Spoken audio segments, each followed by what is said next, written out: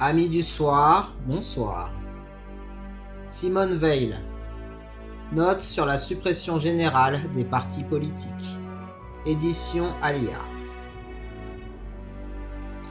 Le mot parti politique est pris ici dans la signification qu'il a sur le continent européen. Le même mot dans les pays anglo-saxons désigne une réalité tout autre. Elle a sa racine dans la tradition anglaise et n'est pas transplantable.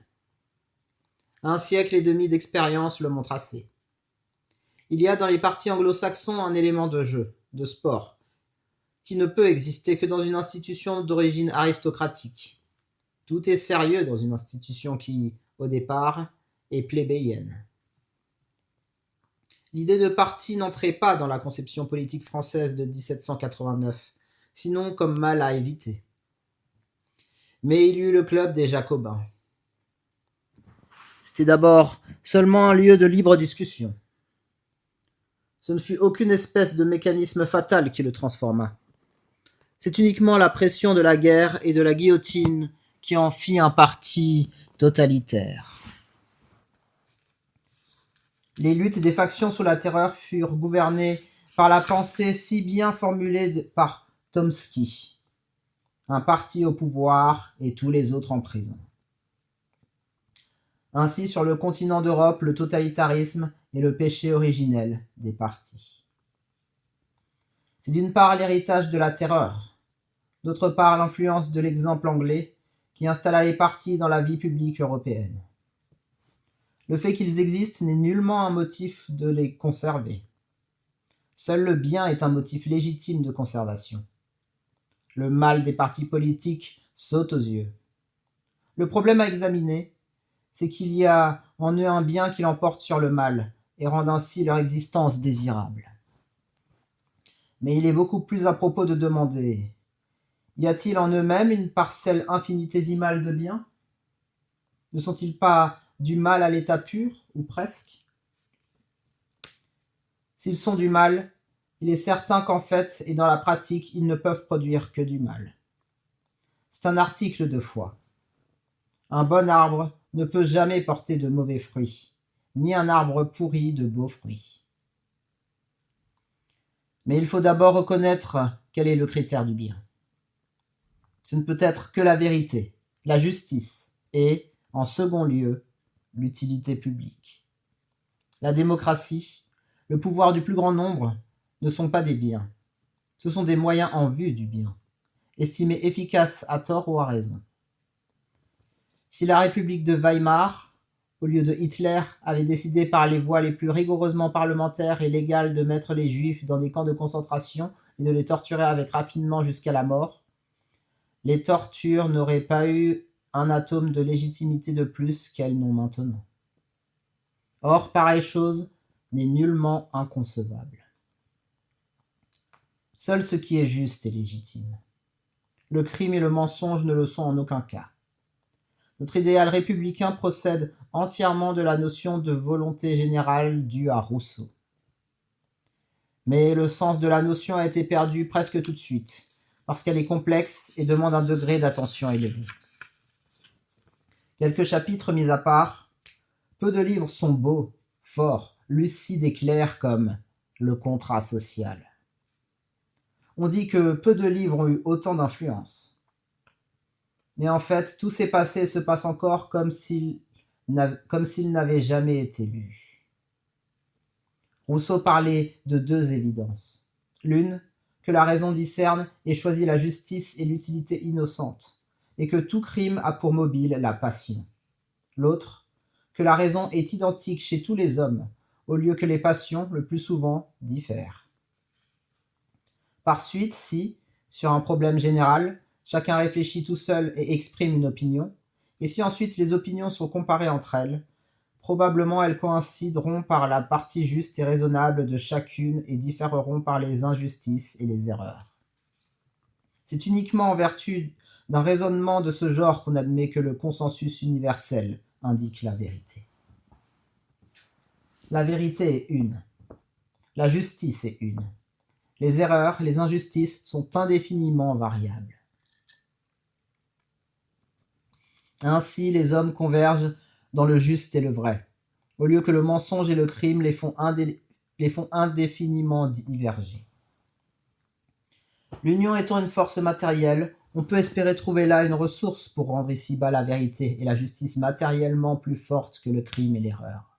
Il y faut un mécanisme convenable. Si la démocratie constitue un tel mécanisme, elle est bonne. Autrement, non. Un vouloir injuste commun à toute la nation n'était aucunement supérieur aux yeux de Rousseau. Et il était dans le vrai, au vouloir injuste d'un homme. Rousseau pensait seulement que le plus souvent, un vouloir commun à tout un peuple est en fait conforme à la justice, par la neutralisation mutuelle de la compensation des passions particulières. C'était là pour lui l'unique motif de préférer le vouloir du peuple à un vouloir particulier. C'est ainsi qu'une certaine masse d'eau, quoique composée de particules qui se meuvent et se heurtent sans cesse, est dans un équilibre et un repos parfait. Elle renvoie aux objets leurs images avec une vérité irréprochable. Elle indique parfaitement le plan horizontal. Elle dit dans l'erreur la densité des objets qu'on y plonge. Si des individus passionnés, enclins par la passion du crime et au mensonge, se composent de la même manière en un peuple véridique et juste, alors il est bon que le peuple soit souverain. Une constitution démocratique est bonne si d'abord elle accomplit dans le peuple cet état d'équilibre, et si ensuite seulement elle fait en sorte que les vouloirs du peuple soient exécutés. Le véritable esprit de 1789 consiste à penser, non pas qu'une chose est juste parce que le peuple la veut, mais qu'à certaines conditions, le vouloir du peuple a plus de chances qu'aucun autre vouloir d'être conforme à la justice. Il y a plusieurs conditions indispensables pour pouvoir appliquer la notion de volonté générale. Deux doivent particulièrement retenir l'attention.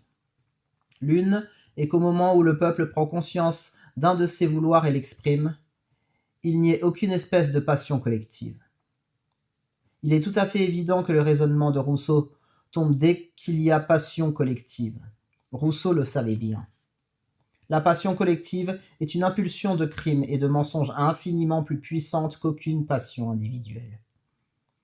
Les impulsions mauvaises, en ce cas, loin de se neutraliser, se portent mutuellement à la millième puissance.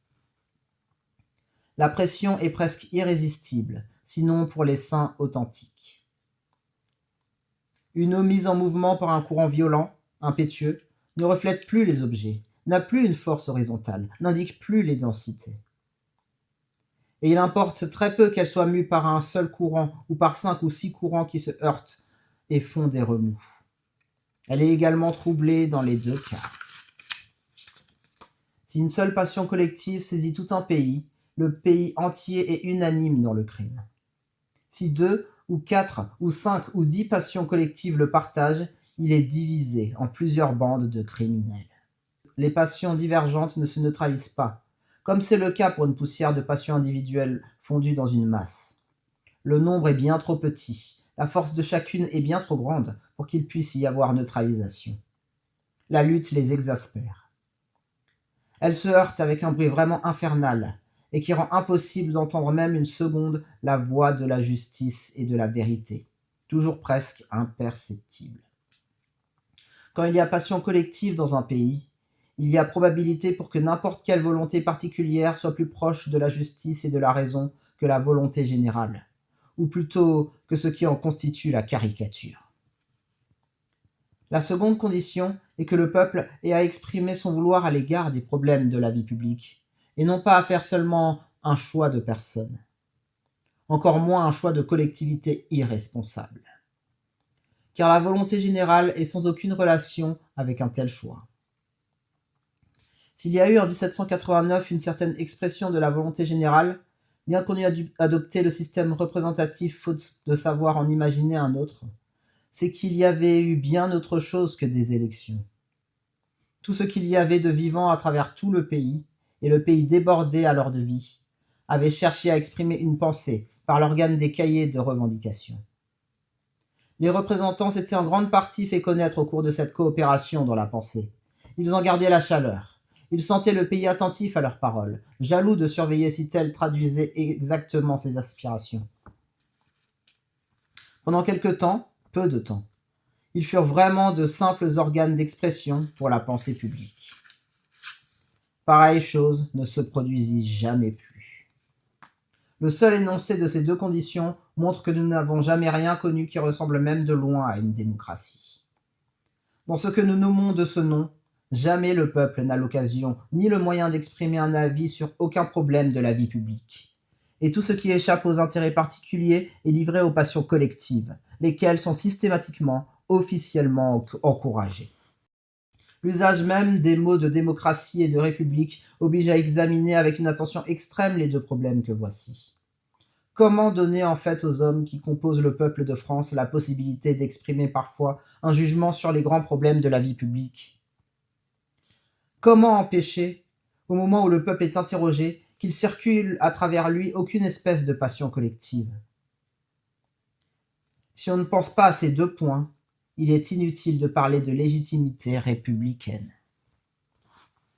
Les solutions ne sont pas faciles à concevoir, mais il est évident, après examen attentif, que toute solution impliquerait d'abord la suppression des partis politiques.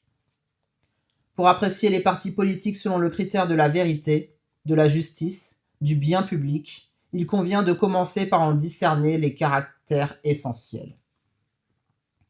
On peut en énumérer trois.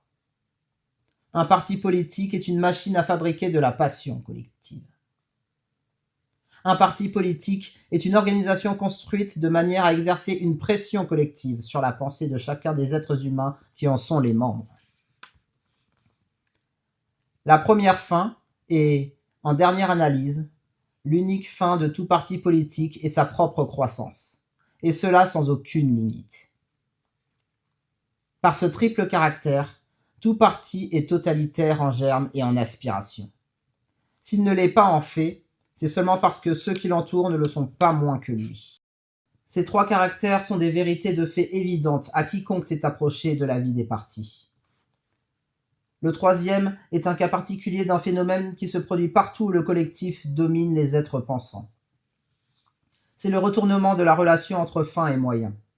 Partout, sans exception, toutes les choses généralement considérées comme des fins sont par nature, par définition, par essence et de la même manière la plus évidente uniquement des moyens. On pourrait en citer autant d'exemples qu'on voudrait dans tous les domaines. Argent, pouvoir, État, grandeur nationale, production économique, diplômes universitaires, et beaucoup d'autres. Le bien seul est une fin. Tout ce qui appartient au domaine des faits est de l'ordre des moyens.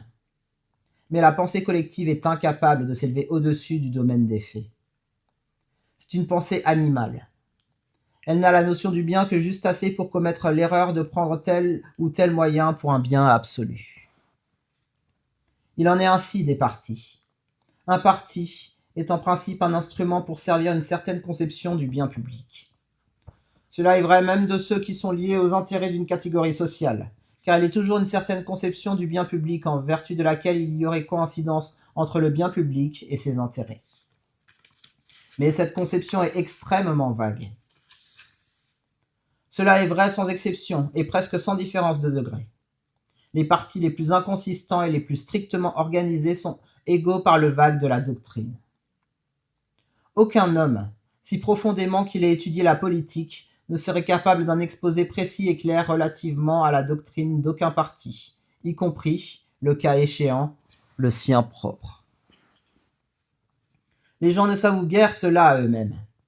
S'ils se l'avouaient, ils seraient naïvement tentés d'y voir une marque d'incapacité personnelle, faute d'avoir reconnu que l'expression « doctrine d'un parti politique » ne peut jamais, par la nature des choses, avoir aucune signification.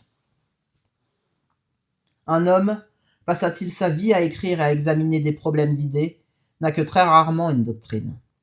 Une collectivité n'en a jamais. Ce n'est pas une marchandise collective. On peut parler, il est vrai, de doctrine chrétienne, doctrine hindoue, doctrine pythagoricienne, et ainsi de suite. Ce qui est alors désigné par ce mot n'est ni individuel ni collective. C'est une chose située infiniment au-dessus de l'un et l'autre domaine. C'est purement et simplement la vérité. La fin d'un parti politique est chose vague et irréelle. Si elle était réelle, elle exigerait un très grand effort d'attention, car une conception du bien public n'est pas chose facile à penser. L'existence du parti est palpable, évidente, et n'exige aucun effort pour être reconnue.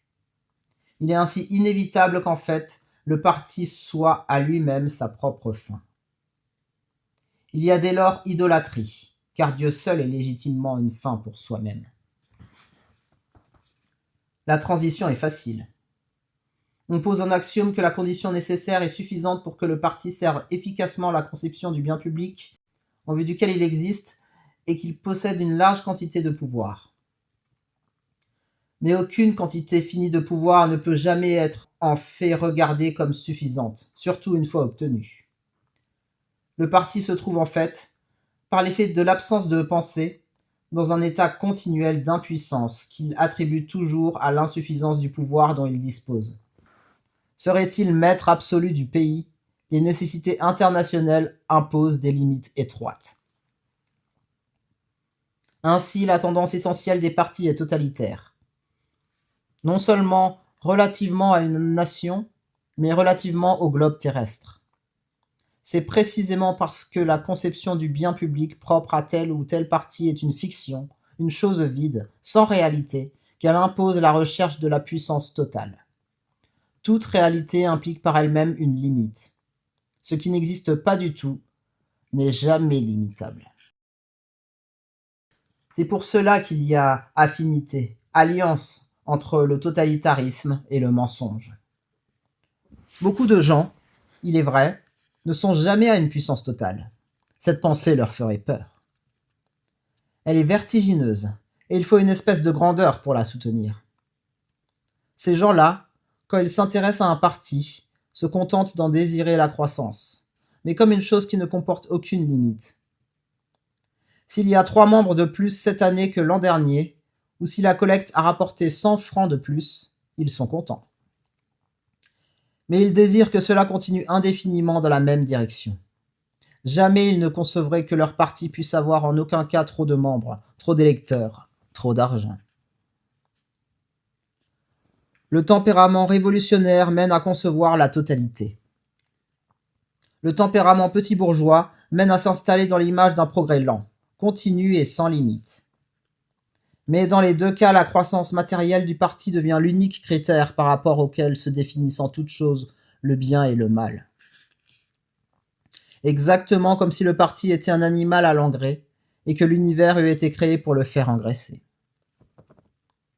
On ne peut servir Dieu et Mammon. Si on a un critère du bien autre que le bien, on perd la notion du bien. Dès lors que la croissance du parti constitue un critère du bien, il s'ensuit inévitablement une pression collective du parti sur les pensées des hommes. Cette pression s'exerce en fait. Elle s'étale publiquement. Elle est avouée, proclamée. Cela nous ferait horreur si l'accoutumance ne nous avait pas tellement endurcis. Les partis sont des organismes publiquement, officiellement constitués de manière à tuer dans les âmes le sens de la vérité et de la justice. La pression collective est exercée sur le grand public par la propagande. Le but avoué de la propagande est de persuader et non pas de communiquer de la lumière. Hitler a très bien vu que la propagande est toujours une tentative d'asservissement des esprits. Tous les partis font de la propagande. Celui qui n'en ferait pas disparaîtrait du fait que les autres en font. Tous avouent qu'ils font de la propagande. Aucun n'est audacieux dans le mensonge au point d'affirmer qu'il entreprend l'éducation du public, qu'il forme le jugement du peuple. Les partis parlent, il est vrai, d'éducation à l'égard de ceux qui sont venus à eux, sympathisants, jeunes, nouveaux adhérents. Ce mot est un mensonge. Il s'agit d'un dressage pour préparer l'emprise bien plus rigoureuse exercée par le parti sur la pensée de ses membres. Supposons un membre d'un parti, député, candidat à la députation ou simplement militant, qui prenne en public l'engagement que voici. Toutes les fois que j'examinerai n'importe quel problème politique ou social, je m'engage à oublier absolument le fait que je suis membre de tel groupe et à me préoccuper exclusivement de discerner le bien public et la justice. Ce langage serait très mal accueilli. Les siens et même beaucoup d'autres l'accuseraient de trahison. Les moins hostiles diraient « Pourquoi alors a-t-il adhéré à un parti ?» avouant ainsi naïvement qu'en entrant dans un parti, on renonce à chercher uniquement le bien public et la justice. Cet homme serait exclu de son parti, ou au moins en perdrait l'investiture. Il ne serait certainement pas élu. Mais bien plus, il ne semble même pas possible qu'un tel langage soit tenu. En fait, sauf erreur, il ne l'a jamais été. Si des mots en apparence voisins de ceux-là ont été prononcés, c'était seulement par des hommes désireux de gouverner avec l'appui de partis autres que le leur. De telles paroles sonnaient alors comme une sorte de manquement à l'honneur. En revanche, on trouve tout à fait naturel, raisonnable et honorable que quelqu'un dise « comme conservateur » ou « comme socialiste, je pense que ». Cela, il est vrai, n'est pas propre au parti. On ne rougit pas non plus de dire « comme français, je pense que », comme catholique, je pense que. Des petites filles, qui se disaient attachées au gaullisme comme à l'équivalent français de l'hitlérisme, ajoutaient « La vérité est relative, même en géométrie ». Elles touchaient le point central. S'il n'y a pas de vérité, il est légitime de penser de telle ou telle manière en tant qu'on se trouve être en fait telle ou telle chose. Comme on a des cheveux noirs, bruns, roux ou blonds, parce qu'on est comme cela, on émet aussi telle et telle pensée. La pensée, comme les cheveux, est alors le produit d'un processus physique d'élimination. Si on reconnaît qu'il y a une vérité, il n'est permis de penser que ce qui est vrai. On pense alors telle chose non parce qu'on se trouve être en fait français, ou catholique, ou socialiste, mais parce que la lumière irrésistible de l'évidence oblige à penser ainsi, et non autrement. S'il n'y a pas évidence, s'il y a doute, il est alors évident que dans l'état de connaissance dont on dispose, la question est douteuse. S'il y a une faible probabilité d'un côté, il est évident qu'il y a une faible probabilité, et ainsi de suite. Dans tous les cas, la lumière intérieure accorde toujours à quiconque la consulte une réponse manifeste. Le contenu de la réponse est plus ou moins affirmatif, peu importe. Il est toujours susceptible de révision, mais aucune correction ne peut être apportée, sinon par davantage de lumière intérieure. Si un homme, membre d'un parti, est absolument résolu à n'être fidèle en toutes ses pensées qu'à la lumière intérieure exclusivement et à rien d'autre, il ne peut pas faire connaître cette résolution à son parti.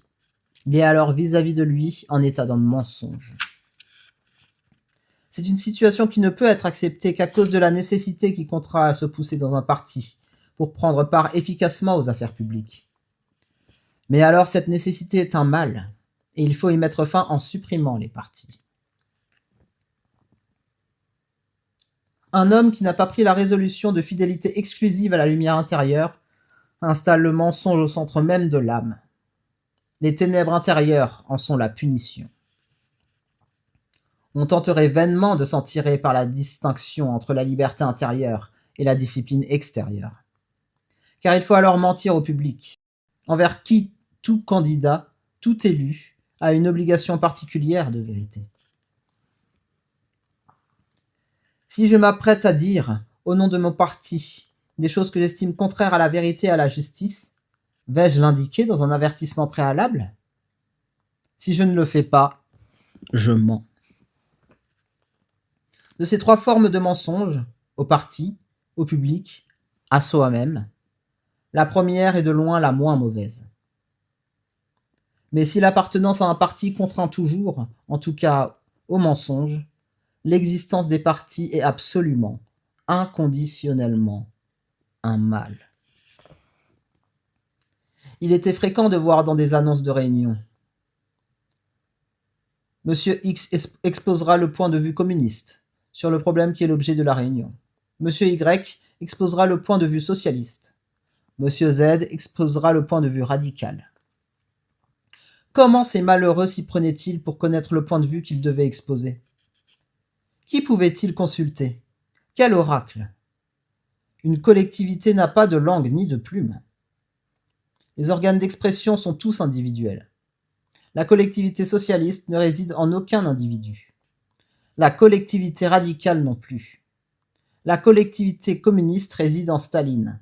Mais il est loin. On ne peut pas lui téléphoner avant de parler dans une réunion. Non, messieurs X, Y et Z se consultaient eux-mêmes. Mais comme ils étaient honnêtes, ils se mettaient d'abord dans un état mental spécial, un état semblable à celui où les avait mis si souvent l'atmosphère de milieu communiste, socialiste, radical. Si, s'étant mis dans cet état, on se laisse aller à ses réactions, on produit naturellement un langage conforme au point de vue communiste, socialiste, radical. À condition, bien sûr, de s'interdire rigoureusement tout effort d'intention en vue de discerner la justice et la vérité. Si on accomplissait un tel effort, on risquerait, comble d'horreur, d'exprimer un point de vue personnel. Car de nos jours, l'attention vers la justice et la vérité est regardée comme répondant à un point de vue personnel. Quand Ponce Pilate a demandé au Christ « Qu'est-ce que la vérité ?» le Christ n'a pas répondu. Il avait répondu d'avance en disant « Je suis venu porter témoignage pour la vérité. » Il n'y a qu'une réponse. La vérité, ce sont les pensées qui surgissent dans l'esprit d'une créature pensante uniquement, totalement, exclusivement désireuse de vérité. Le mensonge, l'erreur, mots synonymes, sont les pensées de ceux qui ne désirent pas la vérité, et de ceux qui désirent la vérité et autre chose en plus. Par exemple, qui désirent la vérité et en plus la conformité avec telle ou telle pensée établie. Mais comment désirer la vérité sans rien savoir d'elle? C'est là le mystère des mystères. Les mots qui expriment une perfection inconcevable à l'homme. Dieu, vérité, justice, prononcés intérieurement avec désir, sans être joints à aucune conception, ont le pouvoir d'élever l'âme et de l'inonder de lumière. C'est en désirant la vérité à vide et sans tenter d'en deviner d'avance le contenu qu'on reçoit la lumière. C'est là tout le mécanisme de l'attention. Il est impossible d'examiner les problèmes effroyablement complexes de la vie publique en étant attentif à la fois, d'une part, à décerner la vérité, la justice, le bien public, d'autre part, à conserver l'attitude qui convient à un membre de tel groupement. La faculté humaine d'attention n'est pas capable simultanément des deux soucis. En fait, quiconque s'attache à l'un abandonne l'autre. Mais aucune souffrance n'attend celui qui abandonne la justice et la vérité. Au lieu que le système des partis comporte les pénalités les plus douloureuses pour l'indocilité. Des pénalités qui atteignent presque tout, la carrière, les sentiments, l'amitié, la réputation, la partie extérieure de l'honneur, parfois même la vie de famille. Le Parti communiste a porté le système à sa perfection. Même chez celui qui intérieurement ne cède pas, l'existence de pénalités fausse inévitablement le discernement. Car s'il veut réagir contre l'emprise du parti, cette volonté de réaction est elle-même un mobile étranger à la vérité et dont il faut se méfier. Mais cette méfiance aussi, et ainsi de suite. L'attention véritable est un état tellement difficile à l'homme, tellement violent, que tout trouble personnel de la sensibilité suffit à y faire obstacle.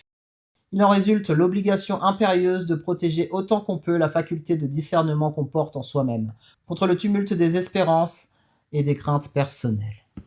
Si un homme fait de calculs numériques très complexes en sachant qu'il sera fouetté toutes les fois qu'il obtiendra comme résultat un nombre pair, sa situation est très difficile. Quelque chose dans la partie charnelle de l'âme le poussera à donner un petit coup de pouce au calcul pour obtenir toujours un nombre impair. En voulant réagir, il risquera de trouver un nombre pair, même là où il n'en faut pas. Prise dans cette oscillation, son attention n'est plus si intacte. Si les calculs sont complexes au point d'exiger de la part la plénitude de l'attention, il est inévitable qu'il se trompe très souvent. Il ne servira à rien qu'il soit très intelligent, très courageux, très soucieux de vérité. Que doit-il faire? C'est très simple. S'il peut échapper des mains de ces gens qui le menacent du fouet, il doit fuir. S'il a pu éviter de tomber entre leurs mains, il devait l'éviter. Il en est exactement ainsi des partis politiques. Quand il y a des partis dans un pays, il en résulte tôt ou tard un état de fait tel qu'il est impossible d'intervenir efficacement dans les affaires publiques, sans entrer dans un parti et jouer le jeu. Quiconque s'intéresse à la chose publique désire s'y intéresser efficacement. Ainsi, ceux qui inclinent au souci du bien public, ou renoncent à y penser et se tournent vers autre chose, ou passent par le laminoir des partis. En ce cas aussi, il leur vient des soucis qui excluent celui du bien public. Les partis sont un merveilleux mécanisme, par la vertu duquel, dans toute l'étendue d'un pays, pas un esprit ne donne son attention à l'effort de discerner, dans les affaires publiques, le bien, la justice, la vérité. Il en résulte que, sauf un très petit nombre de coïncidences fortuites, il n'est décidé et exécuté que des mesures contraires au bien public, à la justice et à la vérité. Si on confiait au diable l'organisation de la vie publique, il ne pourrait rien imaginer de plus ingénieux. Si la réalité a été un peu moins sombre, c'est que les partis n'avaient pas encore tout dévoré. Mais en fait, a-t-elle été un peu moins sombre ? N'était-elle pas exactement aussi sombre que le tableau esquissé ici ? L'événement ne l'a-t-il pas montré ?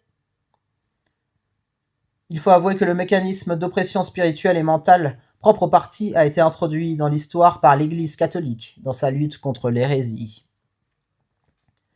Un converti qui entre dans une église, ou un fidèle qui délibère avec lui-même et résout d'y demeurer, a aperçu dans le dogme du vrai et du bien. Mais en franchissant le seuil, il professe du même coup n'être pas frappé par les anathémacites, c'est-à-dire en bloc tous les articles qui disent de foi stricte. Ces articles, il ne les a pas étudiés. Même avec un haut degré d'intelligence et de culture, une vie entière ne suffirait pas à cette étude, vu qu'elle implique celle des circonstances historiques de chaque condamnation.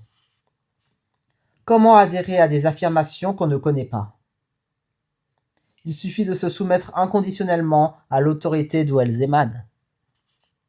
C'est pourquoi saint Thomas ne veut soutenir ces affirmations que par l'autorité de l'Église, à l'exclusion de tout autre argument. Car, dit-il, il n'en faut pas davantage pour ceux qui l'acceptent, et aucun argument ne persuaderait ceux qui la refusent. Ainsi, la lumière intérieure de l'évidence, cette faculté de discernement accordée d'en haut à l'âme humaine comme réponse au désir de vérité, est mise au rebut. Condamnée aux tâches serviles, comme de faire des additions, exclue de toutes les recherches relatives à la destinée spirituelle de l'homme. Le mobile de la pensée n'est plus le désir inconditionné, non défini, de la vérité, mais le désir de la conformité avec un enseignement établi d'avance. Que l'Église fondée par le Christ ait ainsi, dans une si large mesure, étouffé l'esprit de vérité, et si, malgré l'Inquisition, elle ne l'a pas fait totalement, c'est que la mystique offrait un refuge sûr. C'est une ironie tragique. On l'a souvent remarqué. Mais on a moins remarqué une autre ironie tragique. C'est que le mouvement de révolte contre l'étouffement des esprits, sous le régime inquisitorial, a pris une orientation telle qu'il a poursuivi l'œuvre d'étouffement des esprits. La réforme et l'humanisme de la Renaissance, double produit de cette révolte, ont largement contribué à susciter, après 3 siècles de maturation, l'esprit de 1789. Il en est résulté après un certain délai notre démocratie fondée sur le jeu des partis, dont chacun est une petite église profane, armée de la menace d'excommunication. L'influence des partis a contaminé toute la vie mentale de notre époque. Un homme qui adhère à un parti a vraisemblablement aperçu dans l'action et la propagande de ce parti des choses qui lui ont paru justes et bonnes. Mais il n'a jamais étudié la position du parti relativement à tous les problèmes de la vie publique. En entrant dans le parti, il accepte des positions qu'il ignore. Ainsi, il soumet sa pensée à l'autorité du parti. Quand, peu à peu, il connaîtra ses positions, il les admettra sans examen. C'est exactement la situation de celui qui adhère à l'orthodoxie catholique, conçue comme fait saint Thomas. Si un homme disait, en demandant sa carte de membre, « Je suis d'accord avec le parti sur tel point. Je n'ai pas étudié ses autres positions et je réserve entièrement mon opinion tant que je n'en aurai pas fait l'étude. » On le prierait sans doute de repasser plus tard. Mais en fait, sauf exception très rare, un homme qui entre dans un parti adopte docilement l'attitude d'esprit qu'il exprimera plus tard par les mots « comme monarchiste »,« comme socialiste », je pense que c'est tellement confortable. Car c'est ne pas penser. Il n'y a rien de plus confortable que de ne pas penser. Quant au troisième caractère des partis, à savoir qu'ils sont des machines à fabriquer de la passion collective, il est si visible qu'il n'a pas à être établi. La passion collective est l'unique énergie dont disposent les partis pour la propagande extérieure et pour la pression exercée sur l'âme de chaque membre.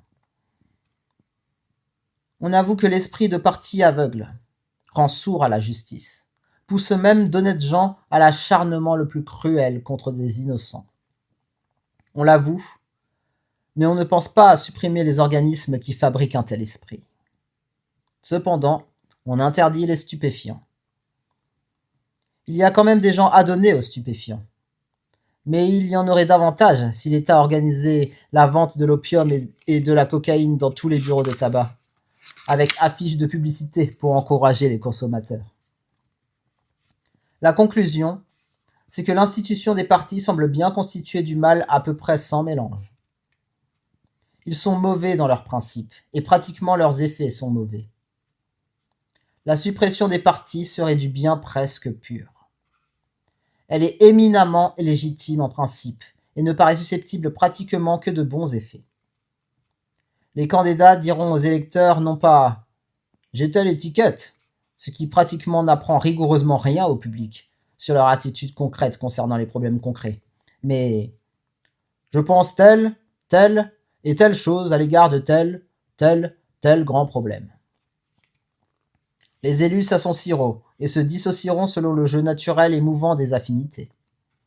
Je peux très bien être en accord avec Monsieur A sur la colonisation et en désaccord avec lui sur la propriété paysanne, et inversement pour Monsieur B. Si on parle de colonisation, j'irai, avant la séance, causer un peu avec Monsieur A.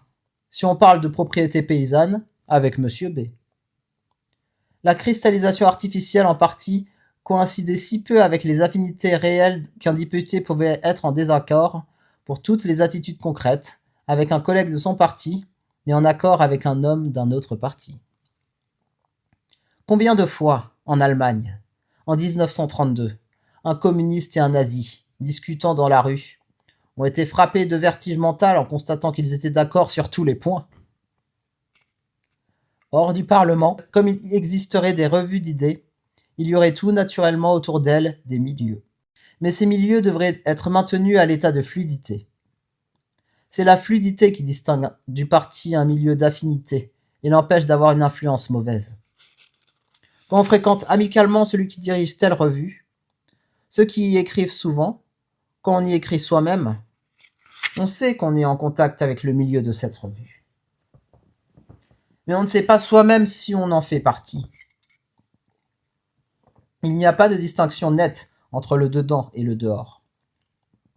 Plus loin, il y a ceux qui lisent la revue et connaissent un ou deux de ceux qui y écrivent. Plus loin, les lecteurs réguliers, qui y puisent une inspiration. Plus loin, les lecteurs occasionnels. Mais personne ne songerait à penser ou à dire « En tant que lié à telle revue, je pense que… » Quand des collaborateurs à une revue se présentent aux élections, il doit leur être interdit de se réclamer de la revue. Il doit être interdit à la revue de leur donner une investiture, ou d'aider directement ou indirectement leur candidature, ou même d'en faire mention. Tout groupe d'amis de telle revue devrait être interdit. Si une revue empêche ses collaborateurs, sous peine de rupture, de collaborer à d'autres publications, quelles qu'elles soient, elle doit être supprimée dès que le fait est prouvé. Ceci implique un régime de la presse rendant impossible les publications auxquelles il est déshonorant de collaborer, genre Gringoire, Marie-Claire, etc. Toutes les fois qu'un milieu tentera de se cristalliser en donnant un caractère défini à la qualité de membre, il y aura répression pénale quand le fait semblera établi. Bien entendu, il y aura des partis clandestins, mais leurs membres auront mauvaise conscience. Ils ne pourront plus faire profession publique de servilité d'esprit. Ils ne pourront faire aucune propagande au nom du parti. Le parti ne pourra plus les tenir dans un réseau sans issue d'intérêt, de sentiments et d'obligations. Toutes les fois qu'une loi est impartiale, équitable, et fondée sur une vue du bien public facilement assimilable pour le peuple, elle affaiblit tout ce qu'elle interdit. Elle l'affaiblit, du fait seul qu'elle existe, et indépendamment des mesures répressives qui cherchent à en assurer l'application.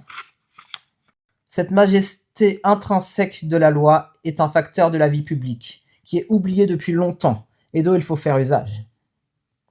Il semble n'y avoir dans l'existence de partis clandestins aucun inconvénient qui ne se trouve à un degré bien plus élevé du fait des partis légaux.